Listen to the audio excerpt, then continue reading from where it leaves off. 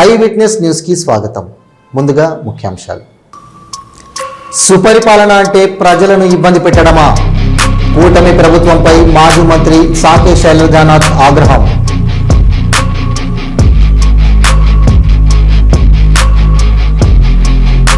బూతులు తిట్టేవారిని ప్రోత్సహించడంలో జగనే ముందుంటారు.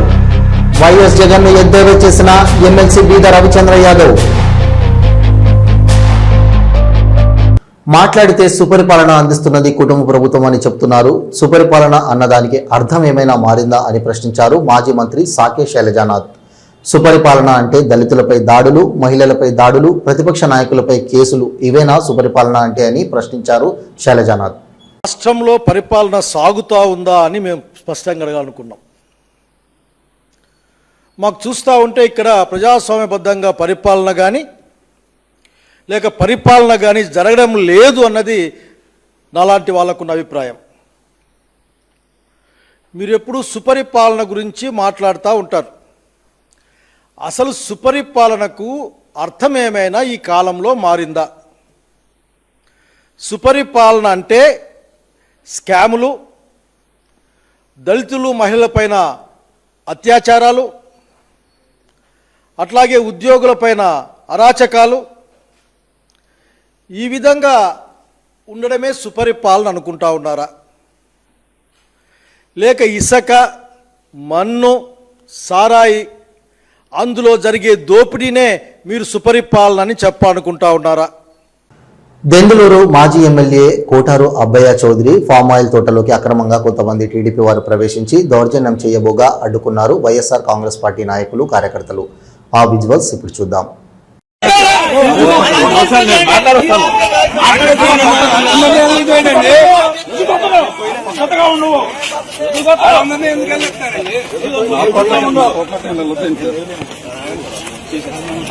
నా తోటలోకి వచ్చేస్తారా? మాట్లాడమా ఆగమన్నాను కదా సార్. నేను ఎవరో నాకు మాట్లాడలేదంటే ఆగండి. మీరు ఆగండి ఆగండి నన్ను పంపి నేను అక్కడికి వస్తాడు. లగట్లా మరి నోర్లు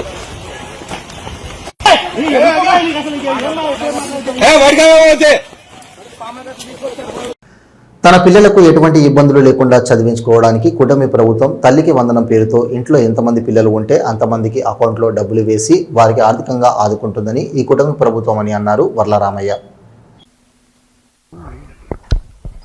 సార్, అందరికీ నమస్కారం అండి. ఈ రోజున రాష్ట్రమంతా కూడా పేద ప్రజలు, అట్టడుగు వర్గాల ప్రజలు, బలహీన వర్గాల ప్రజలు అందరూ కూడా చంద్రబాబు గారి నాయకత్వంలో నడుస్తున్న ఈ కూటమి ప్రభుత్వం పట్ల చాలా సంతోషంగా ఉన్నారు అందరూ. సూపర్ 6 అని ఎన్నికల ముందు చంద్రబాబు నాయుడు గారు ప్రవేశపెట్టిన ఈ 6 పథకాలు ప్రజల్లోకి వెళ్ళటం, ఒక్కొక్కటి ప్రజలందరూ కూడా హర్షాతిరేకాలు తెలియచేస్తున్నారు. అందరూ కూడా చంద్రబాబు నాయుడు గారు వాగ్దానం చేసిన రీతిలో ఆయన అమలు చేస్తున్నారని చెప్పడం జరిగింది. ఇటీవల తల్లికి వందనం అని చెప్పి తల్లికి ఆర్థిక భారం లేకుండా చేయాలని, తన బిడ్డల్ని సంతోషంగా ఏ ఇబ్బందులు లేకుండా, ఏ ఈతి బాధలు లేకుండా చదివించుకునేటట్లుగా చేయాలని తల్లికి వందనం అనే పేరిట మీరెంతమంది బిడ్డలను చదివించుకున్నా కూడా వారికి సంవత్సరానికి 15,000 రూపాయలు వాళ్ళ ఖాతాలో జమ చేస్తానని చెప్పిన ఘనాపాటి నారా చంద్రబాబు నాయుడు గారు చెప్పిన రీతిలోనే మొన్న అందరు తల్లులకు కూడా 13,000 రూపాయల చొప్పున ఒక్కొక్క అకౌంట్లో వేయటం జరిగింది. 2 పిల్లలుంటే 26, 3 ఉంటే 39,000 ఈ రకంగా వేయటంతో తల్లులందరం కూడా సంతోష హర్షాతిరేకాలు రేపుతున్న నేపథ్యంలో తెలుగుదేశం పార్టీలో సీనియర్ నాయకుడు, తెలుగుదేశం పార్టీ ప్రభుత్వంలో నాటక అకాడమీ చైర్మన్, ప్రముఖ రంగస్థల నటుడు, జాతీయంగానే కాకుండా అంతర్జాతీయంగా కూడా విదేశాల్లో కూడా ఆయన రంగస్థలం మీద కృష్ణ పాత్రకు పేరొందిన వ్యక్తి. చలనచిత్ర రంగంలో నందమూరి తారక రామారావు గారు ఏ రకంగా కృష్ణ పాత్రకు పేరు ప్రఖ్యాతులు తెచ్చుకున్నారో ఆ రకంగా రంగస్థలం మీద ఆయనకు ధీటుగా పేరెన్నిక కన్న రంగస్థల నటుడు శ్రీ గుమ్మడి గోపాలకృష్ణ గారు. ఆయన మన నాటక రంగానికి అధ్యక్షుడిగా, నాటక అకాడమీకి అధ్యక్షుడిగా ఉండటం, ఆయన ఈ మధ్య కళాకారుడుగానే కాకుండా నటుడుగానే కాకుండా రచయితగా కూడా ఆయన ప్రవేశించటం, మంచి మంచి పాటలు రాస్తున్నారు. తెలుగుదేశం పార్టీకి ఊపొచ్చే పాటలు రాస్తున్నారు, ఉత్తేజాన్ని తెచ్చే పాటలు రాస్తున్నారు, సంతోషాన్ని కలిగించే పాటలు రాస్తున్నారు. అందులో ఒక పాట ఈ రోజున తల్లికి వందనం పేరిట ఈరోజు ఆయన రాయటం జరిగింది. ఆ పాట బ్రహ్మాండంగా వచ్చింది. ఆ పాట ఇప్పుడు మీ అందరి ముందు ప్రదర్శించడం జరుగుతుంది. ఆ పాట ఇంకా తల్లికి వందనం పేరిట. ఇసుక ఉచితమన్నారు. గత ప్రభుత్వం కంటే ఎక్కువ ధరకు అమ్ముతున్నారని ఆరోపించారు మాజీ మంత్రి శాసనమండలి విపక్ష నేత బొత్స సత్యనారాయణ. గతంలో ఇసుక ఆదాయం ప్రభుత్వానికి వచ్చేది, ఇప్పుడు అది ఎవరి జోబుల్లోకి వెళ్తోంది? ముఖ్యమంత్రి నారా చంద్రబాబు నాయుడు జోబులోకా లేక మంత్రుల జోబుల్లోకా అని ప్రశ్నించారు బొత్స సత్యనారాయణ. ట్రంప్ వచ్చి యుద్ధాలు ఆపేసి అవార్డు కోసం ట్రై చేస్తున్నట్టు అడుగుతున్నాడు కదా, పాకిస్తాన్ వాళ్ళని నా పేరు రికమెండ్ చేయండి అని చెప్పి, అలాగా నేను ఆపేస్తానని చెప్పింది. అలా ఉంది ఇది. ఈ పీపుల్ కూడా సేమ్ లైక్ దట్. ప్రధానమంత్రి గారు వచ్చి విశాఖపట్నం వచ్చారండి మొన్న.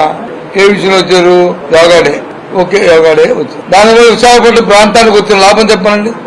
ఆయన వచ్చినప్పుడు ఆయనతో ప్రకటించాలి కదా, ఆ ప్రాంతానికి మేలు జరిగేట్టు, మన రాష్ట్రానికి మేలు జరిగేట్టు. కనీసం ఉక్కు ఫ్యాక్టరీని నేను ఈ సందర్భంగా మీరు ఇంత ఆదరిస్తున్నారు కాబట్టి ఇంత కమిట్మెంట్ తో ఉన్న మీ అందరికీ కూడా ఇగో ప్రైవేట్ పదం చేయకుండా దాన్ని డిస్ట్రిబ్యూషన్ ఆపుతున్నాను తెలుసుకుని చెప్పొచ్చు కదా.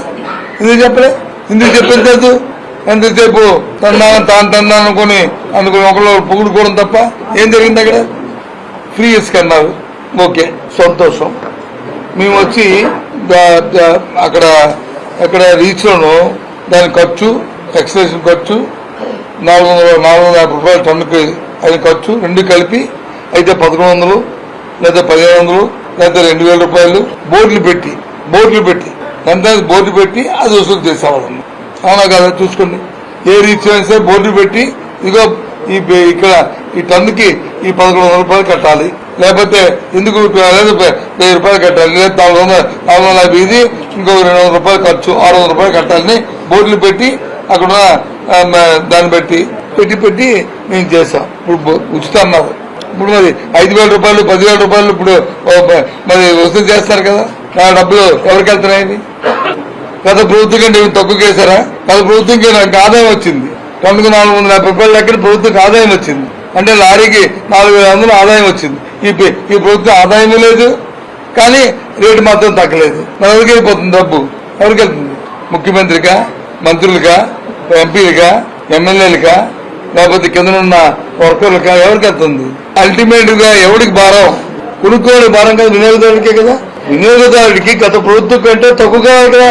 వినియోగదారుడికి గత ప్రభుత్వంలో లారీ 10,000 రూపాయలు దొరుకుతాయి, రాజమండ్రిలో దొరికితే 4,000 తీస్తే 6,000 దొరకాలి కదా. అది అడుగుతుంది పాయింట్. బూతులు తిట్టేవారిని రఫా నరుకుతామనే వారిని ప్రోత్సహించేది జగనే అని అన్నారు ఎమ్మెల్సీ బీద రవిచంద్ర యాదవ్. పులివెందులలో జెడ్పీటీసీ ఎన్నికలలో ఓటమిని ప్రజలలో పక్కదారి పట్టించేందుకు ప్రభుత్వం యొక్క పథకాలపై తప్పుడు ప్రచారాలు చేస్తూ వైఎస్ఆర్ సోషల్ మీడియా ద్వారా విష ప్రచారాలు చేస్తూ లబ్ధి పొందాలని చూస్తుందని విమర్శించారు ఎమ్మెల్సీ బీద రవిచంద్ర యాదవ్. ఆ యొక్క ఓటమిని ప్రజల్లో పక్కదారి పట్టించేందుకు వైఎస్ఆర్సీపీ సోషల్ మీడియా ద్వారా ఒక విష ప్రచారాన్ని ప్రభుత్వం పైన, తెలుగుదేశం పార్టీ మంత్రులపైన, ఎమ్మెల్యేలపైన, పథకాలపైన వ్యూహాత్మకంగా వ్యవహరిస్తున్నట్టుగా ఉంది. వారి పరిస్థితి చూస్తే రాక్షసులు రామాయణం రాసినట్టుగా ఉంది.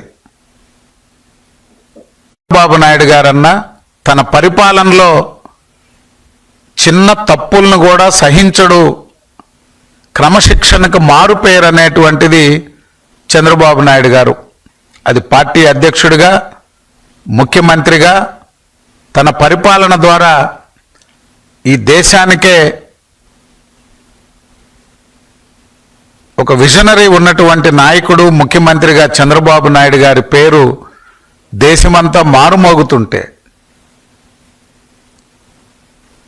ఈ రాష్ట్రాన్ని విధ్వంసం చేసి అప్పుల ఊబిలోకి నెట్టి తన పరిపాలనతో ఆంధ్రప్రదేశ్ని ఒక భయానకంగా తయారు చేసినటువంటి జగన్మోహన్ రెడ్డి గారు ఈ రాష్ట్రానికి వస్తున్నటువంటి పెట్టుబడులు, ఓవైపున ముఖ్యమంత్రిగా చంద్రబాబు నాయుడు గారు, మరొక వైపున యువనేత నారా లోకేష్ గారు ప్రపంచంలో ఉన్నటువంటి అనేక సంస్థలతో పెట్టుబడిదారులతో మాట్లాడి రాష్ట్రానికి పెట్టుబడులు తీసుకొచ్చే ప్రయత్నం చేస్తున్నటువంటి తరుణంలో, కేంద్ర సంస్థల్ని తీసుకొస్తున్నటువంటి తరుణంలో ఈ ప్రభుత్వంపై బురద జల్లే కార్యక్రమాన్ని వైఎస్ఆర్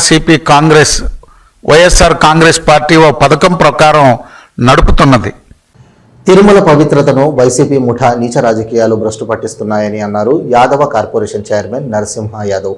రాజశేఖర రెడ్డి హయాంలో, ఆ తర్వాత జగన్మోహన్ రెడ్డి ముఖ్యమంత్రిగా ఉన్న 5 సంవత్సరాలు తిరుమలలో అన్నప్రసాదాల నాణ్యత లోపించిన విషయం మనం చూశామని ఆరోపించారు. అందరికీ నమస్కారం. ప్రపంచ ప్రఖ్యాతిగాంచిన తిరుమల తిరుపతి దేవస్థానానికి సంబంధించి, శ్రీవారి దేవాలయానికి సంబంధించి గతంలో ఎన్టీ రామారావు గారు ముఖ్యమంత్రిగా ఉన్నప్పుడు కానీ, అదేవిధంగా గతంలో నారా చంద్రబాబు నాయుడు గారు ఉమ్మడి ఆంధ్రప్రదేశ్ ముఖ్యమంత్రిగా ఉన్నప్పుడు కానీ, ఇప్పుడు ఎన్డీఏ కూటమి ముఖ్యమంత్రిగా ఈరోజు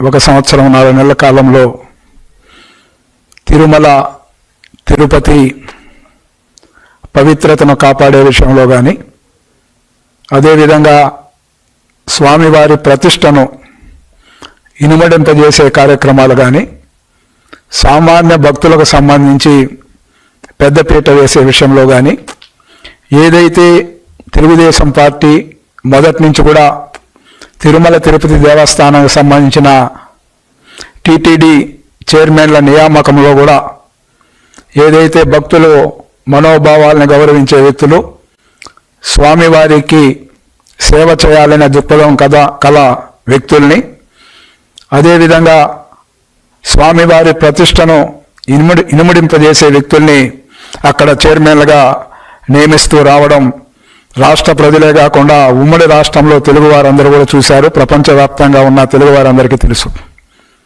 కానీ గతంలో వైఎస్ రాజశేఖర రెడ్డి ముఖ్యమంత్రిగా ఉన్నప్పుడు కానీ, లేదా జగన్మోహన్ రెడ్డి 5 సంవత్సరాల పరిపాలనలో టీటీడీలో పరిపాలన ఏ విధంగా కొనసాగిందో మనం చూసాం. సాక్షాత్తు భక్తులు ఏదైతే అన్నదానానికి సంబంధించి అక్కడ అన్నప్రసాదం విషయంలో కోట్లాది మంది భక్తులు, లక్షలాది మంది భక్తులు వస్తున్న అన్నప్రసాదానికి సంబంధించి చూస్తే, జగన్మోహన్ రెడ్డి పరిపాలన నేనే స్వయంగా కూడా అక్కడ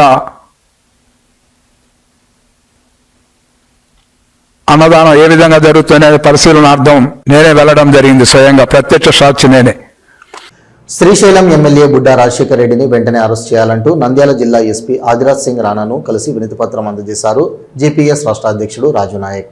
శ్రీశైలంలో అటవీ ఉద్యోగులపై దాడి చేసిన శ్రీశైలం ఎమ్మెల్యే బుడ్డా రాజశేఖర రెడ్డిపై ప్రభుత్వం చర్యలు తీసుకోవాలని, పార్టీ నుండి సస్పెండ్ చేసి అరెస్ట్ చేయాలని గిరిజన సంఘాల నేతలు డిమాండ్ చేశారు.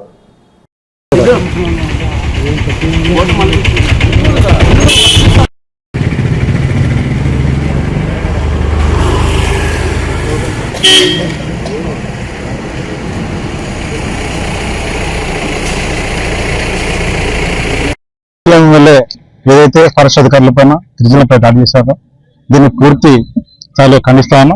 అలాగే ఏదైతే సనాతన ధర్మం అని చెప్పి చెప్పుకుంటాడో డిప్యూటీ సీఎం గారు, అదే శాఖ పైన ఫారెస్ట్ శాఖ పైన దాడి జరిగింది, ఆ అధికారుల పైన దాడి జరిగింది. ఆయన తప్పదాగి మొత్తం అర్ధరాత్రి ఆ గుడి పరిసరాలు తిరగడము, దీనిపైన పూర్తి ఖండిస్తాం. అట్రాసిటీ కేసులు పెట్టి ఆయనని ఎమ్మెల్యే పదవి నుంచి బర్తరఫ్ చేయాలని చెప్పి ఈరోజు వినతి పత్రం ఎస్పీ గారికి ఇవ్వడం జరిగింది. అలాగే కేసు కట్టి ఏవైతే కేసులు అమెండ్మెంట్ అవుతాయో అట్రాసిటీ కేసులు కానీ తర్వాత ఇతర కేసులు ఏవైతే కిడ్నాప్ కేసులు ఇవన్నీ ఏవైతే సెక్షన్ కింద వస్తాయో ఖచ్చితంగా కట్టి వెంటనే ఆ ఎమ్మెల్యే రిమాండ్ పంపించాల్సిందిగా ఎస్పీ గారిని డిమాండ్ చేయడం జరిగింది. Srinivas Nayak, YSRCP state secretary, general secretary. MLA Srisailam MLA Budda Rajasekhara Reddy గారు గిరిజన ఉద్యోగస్తులైనటువంటి రమానాయకు మిగిలినటువంటి సిబ్బంది పైన రాత్రిపూట పర్మిషన్ లేకుండా కూడా పర్మిషన్ ఇవ్వాలని చెప్పేసి వాళ్ళ పైన దాడి చేసి మరి కిడ్నాప్ చేసి మరి తీవ్రంగా కొట్టడం జరిగింది. మరి ఎస్సీ ఎస్టీ కేసు పెట్టినారు కానీ అది నా బెయిలబుల్ సెక్షన్లు పెట్టినారు. ఖచ్చితంగా ఎమ్మెల్యే గారిని అరెస్ట్ చేయాలా, మరి రిమాండ్ కి తరలించాలని చెప్పేసి మేము గిరిజన సంఘాలుగా డిమాండ్ చేస్తున్నాం. వాస్తవంగా రాత్రుల పూట వాళ్ళు ఎంతో విసర్జించులతో వారు మరి ఉద్యోగం చేయాల్సిన పరిస్థితి ఉంటుంది. మరి ఎమ్మెల్యే గారు మరి ఈ విషయాన్ని తెలిసి కూడా ఎమ్మెల్యే ఉండి మరి వాళ్ళకి ఏదైనా సాధక బాధకాలు చూడాల్సిన పరిస్థితి ఉన్నా కూడా ఎమ్మెల్యే వాళ్ళ బాధ్యత తీసుకోవాలా. అది విధంగా చేయకుండా మరి తోటి ఉద్యోగస్తులను చూడకుండా ఉద్యోగస్తులను దాడి చేసి తీవ్రంగా గాయపరిచినటువంటి బుడ్డా రాజశేఖర రెడ్డి గారిని వెంటనే అరెస్ట్ చేసి రిమాండ్ కి తరలించాలా. అదేవిధంగా మళ్ళీ చంద్రబాబు నాయుడు గారు వెంటనే ఆయన చర్యలు తీసుకొని మరి సస్పెండ్ చేయాలని చెప్పేసి మేము గిరిజన సంఘాలుగా డిమాండ్ చేస్తున్నాం. నా పేరు Ragula Ramudu, national tribal federation రాష్ట్ర వర్కింగ్ ప్రెసిడెంట్. మంగళవారం రాత్రి అటవీ శాఖ అధికారులపైన Srisailam MLA TDP MLA Budda Rajasekhara Reddy garu కారులో ఎక్కించుకొని వాళ్లను భయభ్రాంతులకు గురి చేయడమే కాకుండా దౌర్జన్యంగా బలవంతంగా కార్లు ఎక్కించుకొని విచక్షణ రహితంగా దాడి చేయడం జరిగింది.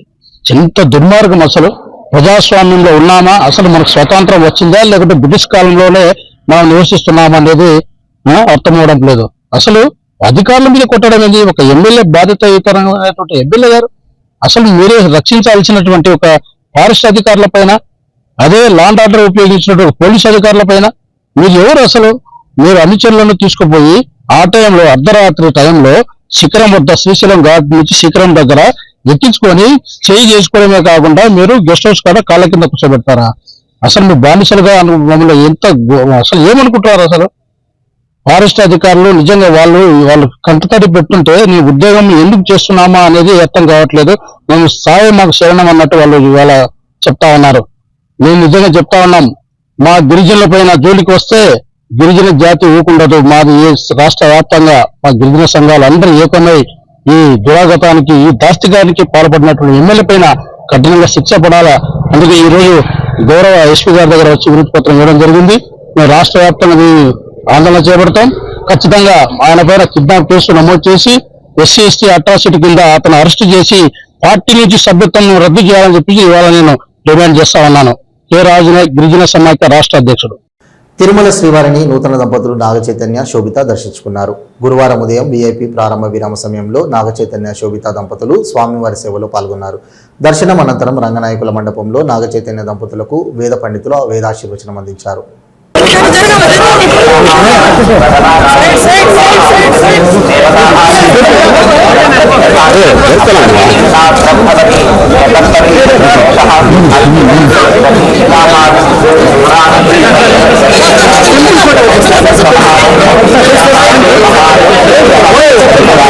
ఇవి ఈనాటి వార్తలు.